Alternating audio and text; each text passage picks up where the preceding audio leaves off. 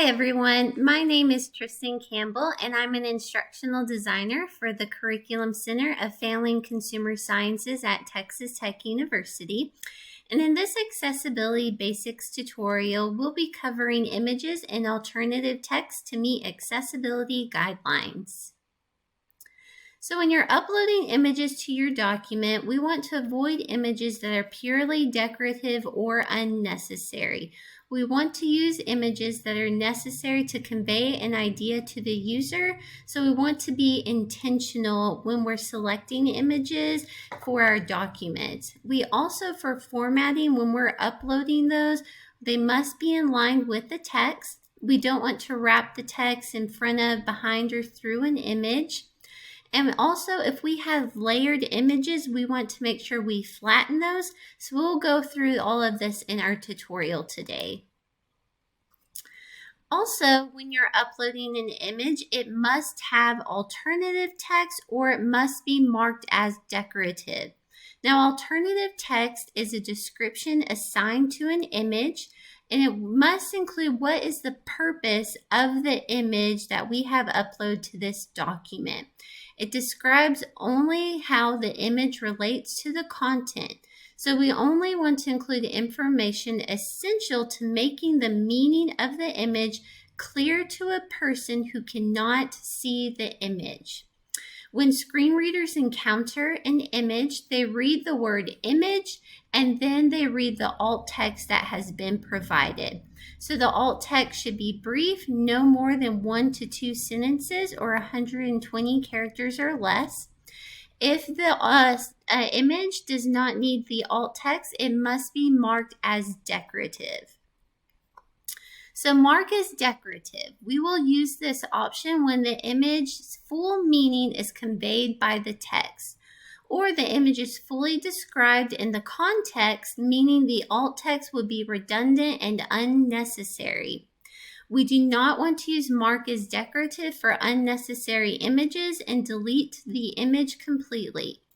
This is because when screen readers encounter an image marked as decorative is checked, they ignore the image completely. A good example that I feel for mark as decorative is this logo at the bottom of the screen, the Curriculum Center logo. I have this image marked as decorative because it serves a purpose. It marks the property of this presentation, but is not necessary to convey the image of the text. So I have it marked as decorative because it's not necessary for the screen reader to view this image at all. Lastly, for images is we have functional images, which are images that are clickable, have a hyperlink connected to them, and they take the user to a website or a web page. These images must also have alt text with them, but the alt text description will include where the clicking the image takes the user as opposed to the purpose of the image. So let's go in detail in looking at images and put this information to practice. All right, for our image demo today, I have gone ahead and opened up our course syllabus Word document to build upon the accessibility guidelines. And the first thing I want to do is add an image of the textbook that the students will need for the course. So I've gone ahead and inserted my cursor behind the word textbook. I'm just going to hit enter on my keyboard and start a new line here. Now, when I did this, it mirrored the same style as the required textbook. I want to go up to styles, make sure that it's normal. And then I can go ahead and select the insert up here on your taskbar to insert my image. Go to insert, pictures, and from the drop down, I'm going to select this device. And here's the image I want to include in my document. Hit insert. Now from here, I'm going to hover over to get the double arrows, and I'm going to hold down my shift key. This will make sure as I'm making my image smaller, the proportions stay the same. And once I get my image size correctly, I'm going to select the image, and I need to make sure that it stays in line with the text so that a screen reader will recognize the image as a student is utilizing that device. So over here, you'll have this little icon appear, layout options. You want to select that and make sure that your inline with text is highlighted or boxed. Now, if you do not have this option, you can always select your image, and up here at the top, your picture format taskbar will appear. I can go to the wrap text drop down and select inline with text. So this will make sure that the screen reader recognizes the image. Now, secondly, as discussed in our presentation, an image must have an alt text description or marked as decorative. So to get there, I'm going to right-click on my image to pull up the alt text task pane and go to View Alt Text here at the bottom and select that. And then you'll have your alt text appear. Now you can see here are the options. I either can provide a detailed sentence or I can mark it as decorative. Now I have a purpose for my cover. I want to make sure that students have a description of what the cover of the textbook looks like, to also add to the title, the ISBN, and the authors that I've already listed. So my detailed sentence is going to be cover of required textbook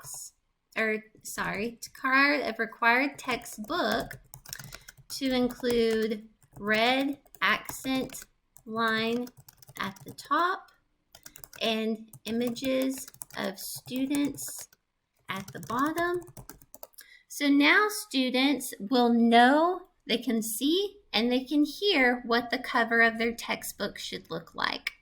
Now that I've done that, I can go ahead and exit out of this alt text for this image. And the next image we're going to look at is a functional image that we discussed in our presentation. Now, what I have added is an image or a screenshot of the login to Blackboard LMS system, and I want to link it to the web page that the students will need to get into to access the course. So to do that, I can double check that it's in line with the text by clicking on the image, going to this icon over here, layout options, and it is in line with the text. Now I can right click on that image and I want to add a link. So when students hover over it, they can get a link to the web page that they'll be needing for their LMS. So here I have the URL address. And up here for my target frames, I want to be able to open this window in a new tab.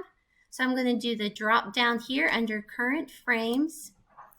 And I want to select new window. So when students click on this icon, a new window will open for them to get to their LMS. And I'm going to click OK. And then click OK. And now I have a link that's attached to this or linked to this image.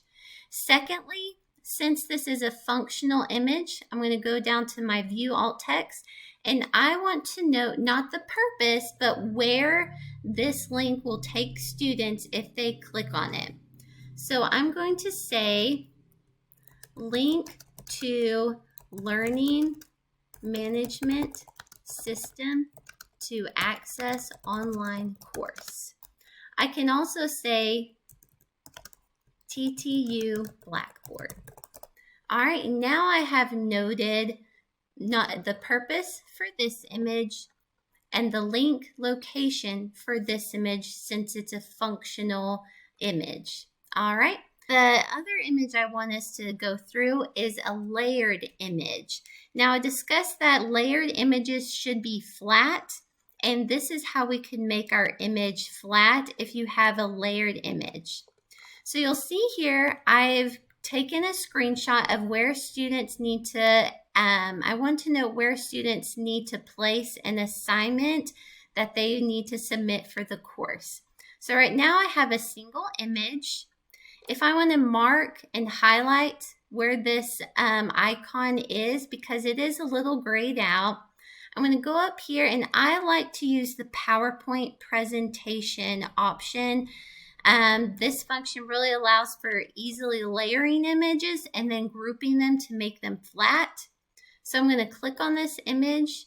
I want to insert over here a shape, and I'm just going to do a little circle,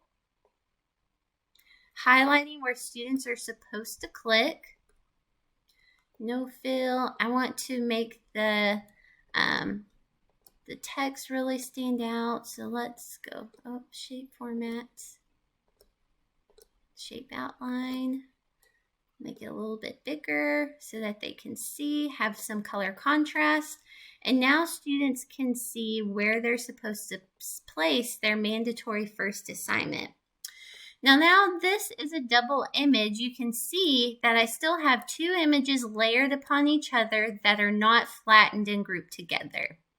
To make sure that these images are flattened and grouped together so it is one cohesive image, I'm going to select one image, hit my Control key, hold it, select the other image. Now that I have both images selected, I want to right-click, go up here, group the images together, and now you'll see I have one flat image. All right, and now that I have that, I can make it smaller or bigger, and it works together. Both of the image, the screenshot, and the circle are now one, so that image is flat and it meets the accessibility guidelines. So to get this image over to my document, I'm going to click on it, right click. I can either copy it, and I can also save this picture for future use as well. But I'm just going to select it, do my Control C to copy it over, go back over to my syllabus, and up here I wanted to have this image placed under the assignments so they'll know where assignments need to be submitted. It's a Blackboard Ultra course, so I want to make sure that they'll know where assignments need to be submitted for this new layout that we have. Now you'll see here, when I just added this image using my Control P and placed it in the document, it is not in line with the text, it is above the text. So to make it in line with the text, again, I want to go over here to my layout options, select in line with text, and then I also want to hold down my Shift key to make this image a little bit smaller, keeping the proportions. And now you see I have a flat image, so it's one cohesive image, and it is in line with the text to meet accessibility guidelines. Lastly, we want to add the alt text to this image. So I'm going to right click, view alt text. Here, the purpose of this image is to showcase where the mandatory first assignment, where they can click on to add it. So I'm going to put screenshot of Blackboard course with a red circle showing where to place mandatory first assignment. Okay, now that I have alt text to this image, I have alt text to my other functional image showing where the link goes, and I have alt text to my required textbook showing the purpose of the image. I am all set to move forward with my accessibility guidelines for my course syllabus. All right, thank you everyone, and we'll see you next time.